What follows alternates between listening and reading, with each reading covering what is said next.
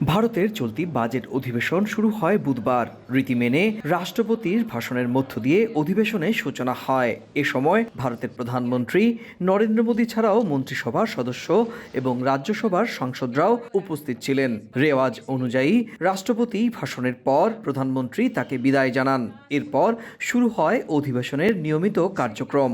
उनको प्रणाम करता हूं। এরই অংশ হিসেবে শোক প্রস্তাবে উঠে আসে বাংলাদেশের তিনবারের সাবেক প্রধানমন্ত্রী বেগম খালেদা জিয়ার নাম। শোক প্রস্তাব পাঠ করেন রাজ্যসভার চেয়ারম্যান সিপি রাধাকৃষ্ণন।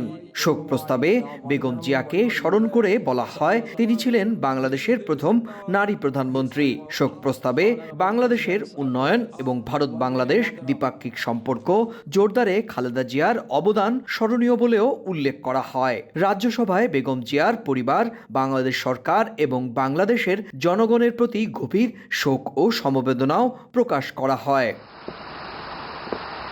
রাজ্যসভার আরও দুই সাবেক ও প্রয়াত সদস্য এল গণেশন ও সুরেশ কলমাদির প্রয়াণেও শোক প্রস্তাব গৃহীত হয়। এল গণেশন তামিলনাড়ু থেকে 1980 থেকে 1986 পর্যন্ত রাজ্যসভার সদস্য ছিলেন। সুরেশ কালমাদি মহারাষ্ট্র থেকে 4 দফায় রাজ্যসভার সদস্য থাকার পাশাপাশি লোকসভাতেও দায়িত্ব পালন করেছেন। চলতি বাজেট অধিবেশনের প্রথম দিনেই ভবিষ্যতের অর্থনৈতিক রূপরেখার সূচনা হয়। ভারতের রাজ্যসভায় সংসদীয় রীতি মেনেই প্রতিবেশী দেশের জাতীয় নেতা বা সাবেক প্রধানমন্ত্রীর প্রয়াণে শোক প্রস্তাব আনা হয়। সুব্রত আচার্য, সময় সংবাদ, ভারত।